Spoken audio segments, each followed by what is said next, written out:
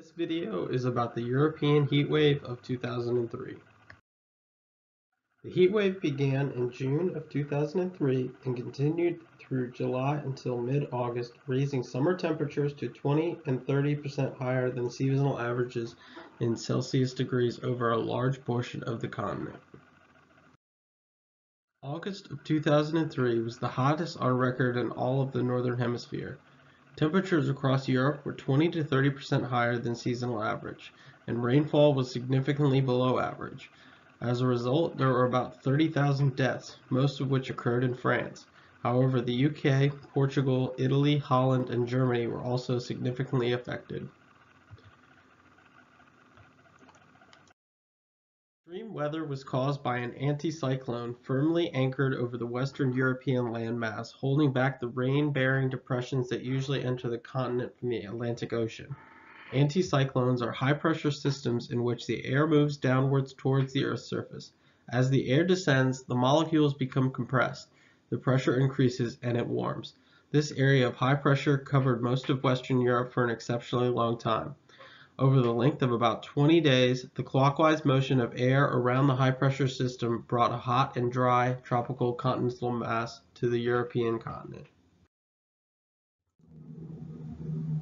This event had serious implications for other Earth systems, specifically the biosphere and hydrosphere. Lack of rainfall, in addition to unusually high temperatures, led to very dry conditions which resulted in things like forest fires, causing millions of tons of topsoil to erode. Lack of rainfall also affected the vegetation by decreasing photosynthetic activity and productivity of crops. Forests were affected as trees were weakened and became more vulnerable to diseases and insect attacks.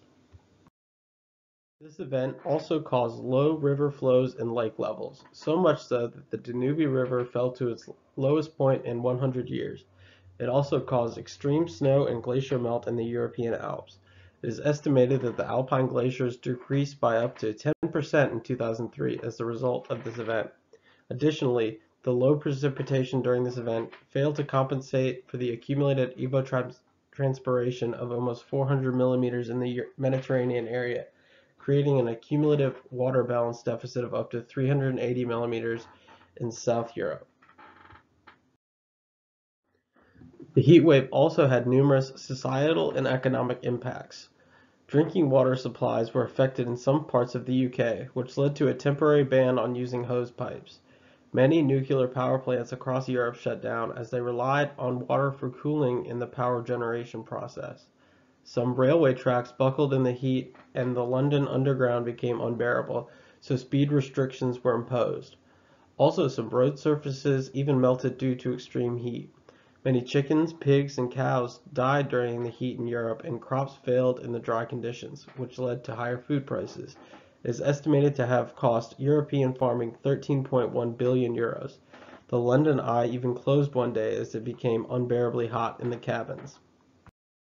With the death toll estimated to exceed 30,000, the heatwave of 2003 is one of the 10 deadliest natural disasters in Europe in the past 100 years, and the worst in the past 50. France was the most affected country with around 15,000 deaths. The UK, Spain, Portugal, Italy, the Netherlands, and Germany also were affected, together making up another 15,000 deaths. The elderly and chronically ill were particularly susceptible to the extreme weather conditions and were among the groups most affected. Some responses to the event included France requesting aid from the European Union to deal with its effects, the introduction of a temporary hosepipe ban due to public water supply shortages occurred in several countries, including the UK and Croatia.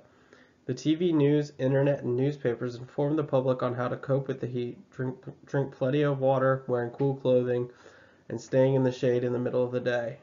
Workers around Europe altered their working hours, and the Network Rail in the UK imposed speed restrictions for trains when the temperature was above 30 degrees Celsius.